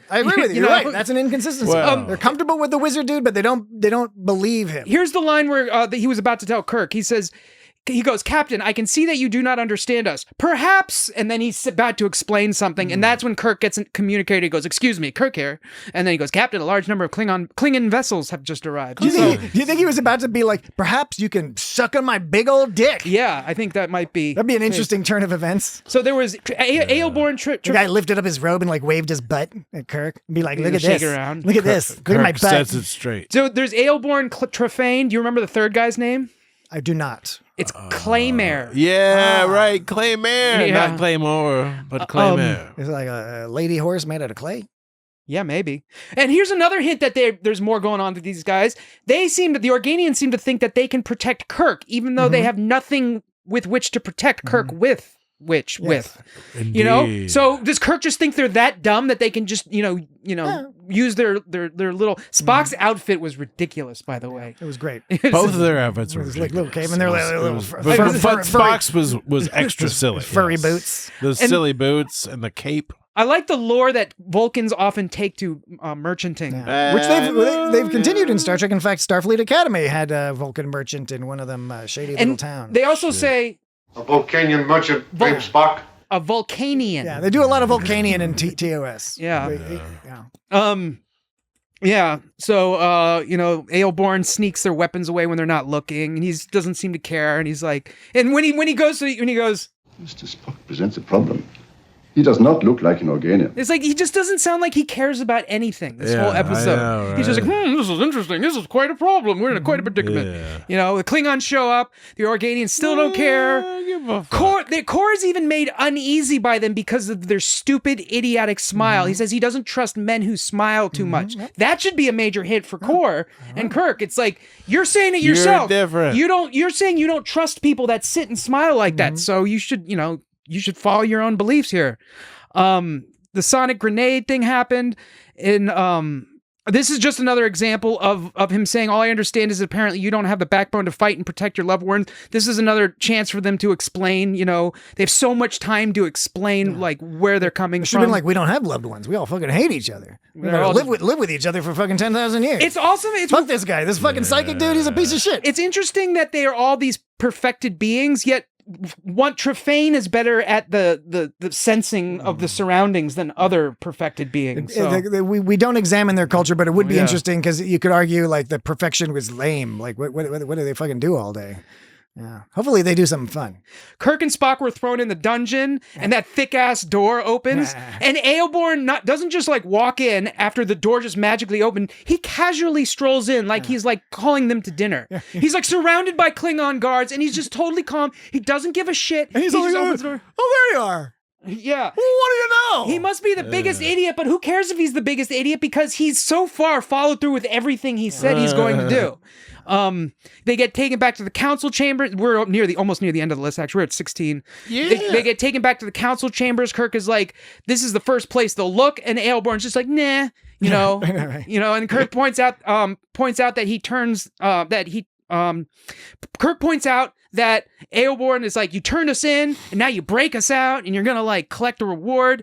But the truth is the Organians are just kind of spinning plates is what it says. They're just kind of playing each side just to avoid violence. But somehow after all this, Kirk is still giving them shit for their idiotic placidity and their refusal to do anything to protect themselves. At this point, I think he should be a little bit suspicious about the fact that they have a guy who knows shit's going down before their equipment does. The fact that Aelborn was able to casually stroll in the dungeon and open this thick door. He's not observing the clues. He is a captain. Kor announces that 200 Organians have just been killed, and there is zero reaction from Aelborn. Like, even if they're brain dead idiots, simple folk, whatever, like they would still get sad when all their friends died. But they just have no reaction at all. So they're not worried. It should be for a reason. They storm off. Kirk and Spock storm off to the raid. And then the camera kind of lingers on them speaking cryptically about how they can't allow any of this and how they could harm each other and how it'll be terrible. And they're already planning something. And they all prepare themselves by closing their eyes. This is more a hint to the audience, obviously. That's really when the audience has to like realize what's going on at that point. And a Klingon soldier is talking to Kor about not understanding the Organians and how nothing seems to worry them. And it's funny how all this time nobody classifies them as fearless. They instead interpret their actions as spineless. and in fact fearful. And so they just think they're naive or just scared or whatever. Which is because the phrase "nothing seems to worry them" would imply that they do not have fear, not that they're scared and spineless. Well, and this is a not uncommon debate about the knife edge difference between bravery and stupidity, right? You know, that comes up. It comes up a lot. But so out of that 19-point list, there's probably about 5 or 6 actual real points that were total clues to the certainly, like the door and the sensing powers, and just like the fact that they didn't give a shit when a bunch of their friends died. Supposedly. I thought it was a very good list. Jiggity funk, pow. A couple things to add into that. Key points as we wind down things. Smile. I liked how the Organians talked about how in the future you and the Klingons will become fast friends, which of course we know indeed does happen in the Star Trek franchise. And both Kirk and Kor are like, that's bullshit. Right. And an interesting nuance at the end of this episode is that the Organians' intervention, it undermines their own philosophical position, because their whole argument as to why they gotta like stop and intervene with Kirk and Kor is because they're like, you guys are intervening with other people's shit and that's fucked up. We're gonna just stop it. You guys are assholes. And it makes sense. I get why they did it, right? But it's kind of interesting to think about like their own moral dilemma. They're all like, we're disgusted by this. This is horrible, but we're gonna do it. So like it took them the whole fucking episode to finally actually do something, but they did it. And it's a small point, but it's like right at the end of the episode where you're just like, it's kind of funny how they had to kind of do the intervention in order to prove their ultimate point, which is to not intervene. Yeah. And back to what we were saying at the beginning, the whole episode seems like it's about Kirk educating these people on how to stand up for themselves, with a side story of 2 captains with a mutual respect for each other's abilities, and how a person can try to kill someone while respecting them and having polite conversation. And it leads us down this classic tale, which is always an intriguing tale that can be told, and it leads you down this path, and then at the end, we think we're kind of concerned about how the battle will turn out between the Klingons and Starfleet, but it's all foiled when the Organians pop in and just are like, you guys are a bunch of stupid assholes. We're going to fuck somehow we're going to like make it so you burns your hand when you touch their body, but it doesn't burn their body when it touches your hand. I don't understand. It's an interesting it's like way that's magic right there, because I understand if they can make things hot, but how do you make hot to the hand but not to itself? Super physics is going to be magic if we don't understand how it works. But it's funny because they're like parents dealing with kids having a temper tantrum where they just like have ultimate control. They're like, we're just gonna fuck your shit up just enough, Kirk and Kor, so you can't cause problems. Kirk and Kor are just like being talking down them the whole time, and they're made to look stupid by the end. Well, I get, and you said it right there, which was the writers essentially trick us into going down one path, identifying with one path, and then they pull the rug out from under you to be like, Kirk's way is just as pushy, just as arrogant, just as presumptive that everyone would want to live the lifestyle that he's describing. Not understanding while he's talking to the Organians, they're like, all this stuff you're talking about, we don't. It's not even about not being interested in it. They just don't need it. And he doesn't understand why they don't need it, because he assumes that why would you want to live in a cool castle? I want to live in a cool castle. They're looking rad. They got green goats. Green goats. Can't go wrong there. When Kirk says how to handle the interstellar, when he gets mad at the end about like how they're interfering, he goes, he's saying, even if you have some power that we don't understand, you have no right to dictate to our Federation how to handle their interstellar relations. We have the right. And then he goes, Aelborn goes, to wage war, Captain, to kill millions of innocents, to destroy life on a planetary scale. Is that what you're defending? And then Kirk goes like, well, no one wants war. He's like backpedals. Like, well, it's also funny because Kirk, in defending his position, Kirk is stating the position of the Organians. Yeah, which is like, you shouldn't fuck with other people's shit. They have the right to live however the fuck they want, whether you think it's right or not. That's true, right? And I think it's important that we. I don't know if you clipped this clip, but I didn't want to end the podcast without bringing up Spock's comment when Kirk is all like, "Well, it looks like war, blah blah blah. We didn't want this, but here we are." And Spock's all like, "Curious how often you humans manage to obtain that which you do not want." Yeah, I didn't get that one, but that is a good clip. That's almost the core of this episode in some ways, but just a fantastic little side quip from Spock that carries a lot of weight. to this very day. And Spock seemed primitive compared to them too, because even he was like, I don't understand them. But Spock is the only one that truly sort of got it at the end there with the whole thing. We did have some duty or no duty. Excellent. Let's do our duty or no duties. Take the Vulcan to the examination room. You, come with me. I will familiarize you with your new duties. Your new duties. Your new duties. That's a no duty. Yep. Nope. That's what we're supposed to say, right? No duty. No duty. duty. It doesn't sound like he's saying poop. He's saying duty. He's saying no duty. That's how this game works. Yes, next one. I swear, no one was at fault. The guards, 10 of them, were constantly on duty watching the cell. Constantly on duty, constantly on duty, constantly on duty. That's a hard one. Wait, one more time. One more time. Constantly on duty. To me, full on duty. Yeah, I think I'm going to go with full on duty. duty. This might be the first time we've been in complete agreement for everyone. I say duty. It's a full on duty. I don't regularly say duty, and I'm saying it this time. Sometimes it's on the border edge, the duty edge. Those are Klingon phasers. That's how a Klingon phaser sound like. Okay. Sorry. The knife's edge of duty. Last thing, because it's worth mentioning, Kirk casually, as if it's no big deal at all, leaving Sulu in charge of the Enterprise. Excellent. Doesn't seem weird to us, of course, from our current perspective, perhaps, but in 1966, 67, having a Japanese officer who's trusted to make all the decisions, important, useful, good thing. And I think George Takei had his birthday recently. He referred. Birthday. There was a Richter scale of cultures. Yeah, that's the thing. I didn't mention the specific scale, but that's what I was referencing. Where Jesse, like earlier on, that's what aggravated me. That scale of cultures. Is Richter offensive. Scale? That's such a weird. I don't think it's a real thing. It's just they invented that. It's like like the earthquake scale. Yeah, I know the earthquake scale, but applied to culture is weird. And why is the earthquake scale logarithmic? I know why it's logarithmic. I get it. Because otherwise the numbers would be crazy. But it confuses people. They don't understand how significant the difference is between, say, a 4 and a 5 earthquake. The Klingons were all 6 and a 7. Kor was all writing his decrees on paper, not any kind of pad-like device. Yeah. It was back in the They didn't have day, pads, but like they wrote it on like parchment paper. Kirk had a funny pad that had like a weird aluminum arch metal.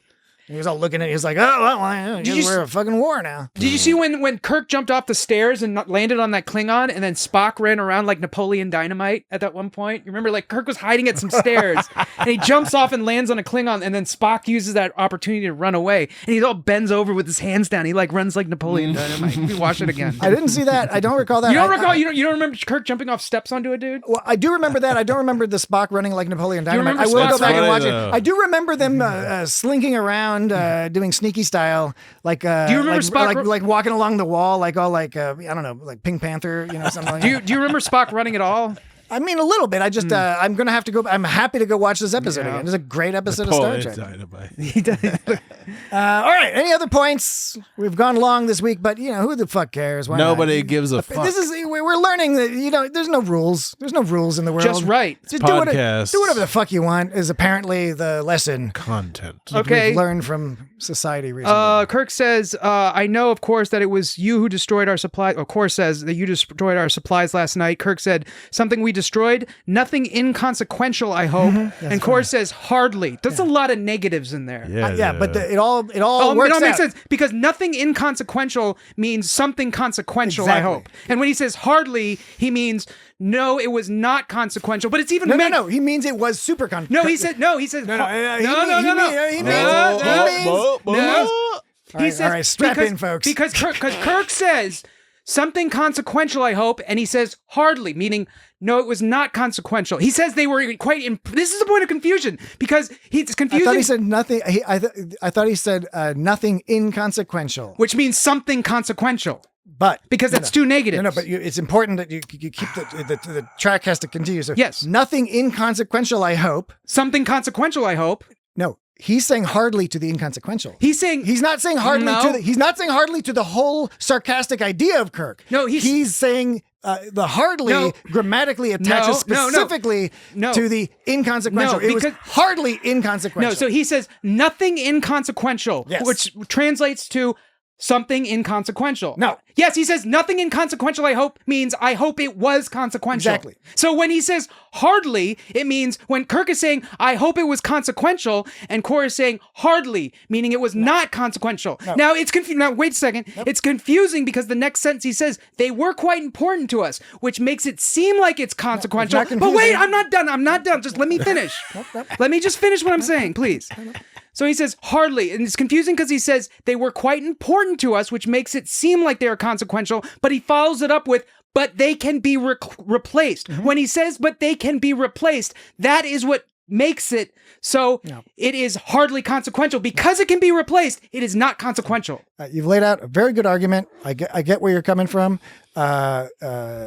We're not going to be able to resolve this with logic because there's a certain degree of perspective involved here. I don't think there is. I think the math is laid out in front of us. My perspective, in terms of grammatical stuff, is it's the opposite. It's that Kirk is saying, hardly nothing inconsequential. I hope you're right that packaged together, those two words convey the idea that he hopes it was something consequential. Correct. We agree on that. But Kor is now saying, when he said hardly, that's not attaching to the entire idea packaged together. He's attaching it to the previous word, which is inconsequential, hardly inconsequential. And then he says it was important, but it can be replaced. Nothing can't be replaced. So he's saying it's going to slow us down. What Kor was conveying is what you did fucked us up, but it only fucked us up a little bit. If somebody is saying something is consequential and the next person responds with hardly, they are saying it is hardly consequential. But you are saying what the idea is, not what the words are. No, I'm saying I'm following what the structure of the words. Nothing inconsequential is the specific words. That's what matters Kirk here. Hopes that it is consequential. Yes, you're describing the idea. That is what Kirk is saying. You're describing the message that Kirk is conveying. And he is responding to the message that Kirk is saying. He's not responding to part of the message. No, but he is responding to the specific words Kirk used, not to the whole idea. And that's why the rest of it then makes sense. So if I were to say, are you not worried? And you said no. Are you saying that would mean you're not worried or you are worried? It would mean I'm not worried. So if I said, are you not worried? And you said no, you think that means you are not worried. Yeah. Are you not worried? No, because if I'm saying no, I am not worried. No, in agreement to not. Yeah, because I'm agreeing to, If I was to say, are you not? You say not. I say not. If I was to say, are you not worried, and you disagree with that, that means you are worried. I've now entered the zone of confusion.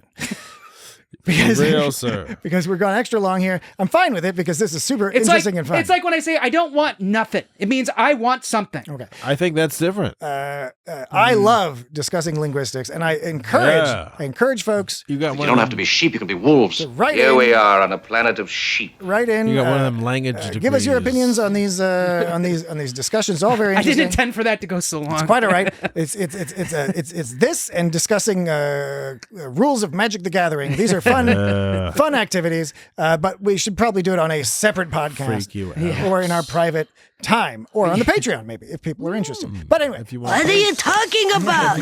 What are you talking about? What you can do is you can write in to feedback at itsgotstartrek.com. Feedback. That's our email. You can send us whatever you want there. The mere presence of beings like yourselves if you'd like to send a is voicemail, intensely painful to us. I mean, you can send an MP3, but you can also just go to itsgotstartrek.com/record, and there's like You a little disapprove, Barona. little app that let you record right from your phone or what have you. And you just send us a voicemail. We love voicemails. They're fun. They're fun.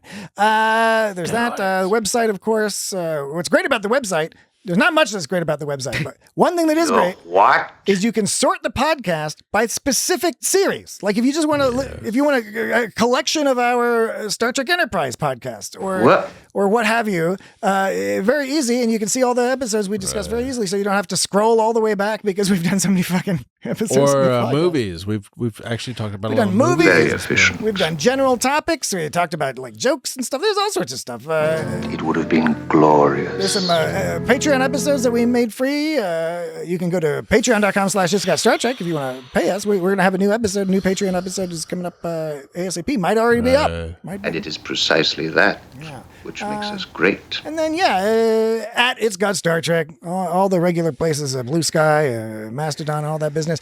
And please, if you wouldn't mind, please subscribe to us on YouTube. Go to YouTube. Please, Eddie. I can't do that. Roger Rabbit. Please, Eddie. Please. Yeah. Sabotage. Go to YouTube, subscribe to us. You don't got to listen to us on YouTube. That's fine.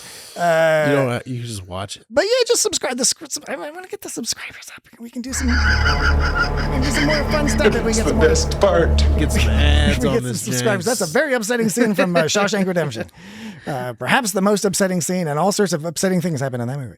What you talking about, Willis? I was watching the first episode of Different Strokes the other day. It was great. It was excellent. That Arnold. Yeah, that Arnold. He's charming. Mr. Drummond. I know, Mr. D. He's a good guy. What you talking about, Willis? YouTube, Facebook, at It's Got Star Trek. Okay, I think we got all the main business in there. Next week. Yes. You guys, you gotta get excited here. Yes. Next week, we got a special guest. Yes. Oh boy. And that special guest, we're not going to reveal who it is. We'll let you guess. Gonna guess. And that special guest, maybe this can help you figure out who that special guest is going to be. That special guest is hand-selected. Hand-selected by our very hands. Hand-selected. Our physical hands. The Star Trek The Next Generation episode. Hand-massaged. A Fistful of Datas. Oh, yes. You think it's because we haven't talked about that. You think it's you think Brent Spiner's trying to come on and promote the new podcast he has with Jonathan Frakes? A very meritorious idea, Captain. I'm not gonna say it's not Brent Spiner. That's hip. Coming on to Hardly. promote his podcast. I'm not gonna say it's not, because it could be Michael Dorn. Could be Michael Dorn. Could be Marina Sirtis. There's all sorts of people in a Fistful of Datas that are going to come on our podcast. Okay, come on. Now, Dan. Yes. Is that fascinating? Is that a cum joke? No. Were you being like super subtle? No. I honestly don't know. It's just the way you said. We live in a world without truth now. We don't know what anything. No. Bad means good. Up means down. You just gave me this weird look when you said come on this podcast. I didn't mean as in semen. You're still got last week's episode. I got last week's all stuck and gooey in your brain. It's a fun episode. I really enjoyed it. Hardiness. Really enjoyed last week's episode. If you thought this episode was too long or not funny enough, go listen to last week's episode. It's shorter and very funny. It's better. Ridiculous. Okay. We'll talk to you next week. Talking nonsense. Wait, who's on our podcast next week? It's a secret. They're It's going to a have to secret. guess. Wait, It's a so now secret everyone's guess. going to think that we're going to have fucking Brent Spiner on a podcast next week? I didn't say it's not Brent Spiner. I didn't say it wasn't Obama. Well, it's definitely not Obama. Is there a clue? We're not.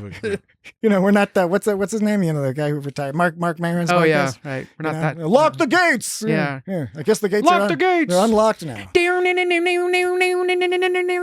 Sorry, that's part of that. I was sad when because his cat ran away. And it's like eventually, it's like When did his cat run away? It was a whole thing for his cat. A couple times the cat ran away, but then he found it. Mark Maron's cat, and it came back. This is an old cat, and then one time it ran away and it didn't come back, and it was clear that it was probably eaten by coyotes. Wait, or something. this was a long time ago. Years ago. But the problem is because where does he live? I don't know, LA, but because the cat didn't come back, it kind of for years people would be like, well, he's probably dead, but not we don't know. I just assumed you were talking about at the end because we were just talking about the end of his podcast. Because he had Obama on for a second. Yeah, that has nothing to do with this cat. No, or this podcast. No, or Star Trek.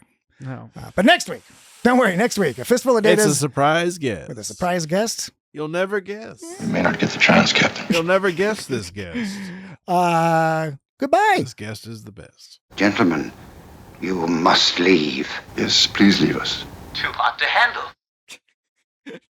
This is Jack Dorino, and yes, I know that I'm late, but that clip was from a very tricky clip because it's Troy, so it should be a TNG, but it's not. It's a Voyager. It's Pathfinder. It's Troy talking to Lieutenant Reginald Barkley. Don't know if it matters, but hi, Isaac. Hey guys, you don't have to put this on the podcast, but this was a really easy one. This is from the TNG episode, The Nth Degree, where Barkley got all smart and then took the Enterprise to see a stupid fucking floating head. Ah, God, that was a dumb ending. What was he called? A Pissarian? No. A Thesarian? Nope. You guys will tell me what's right. You're the best.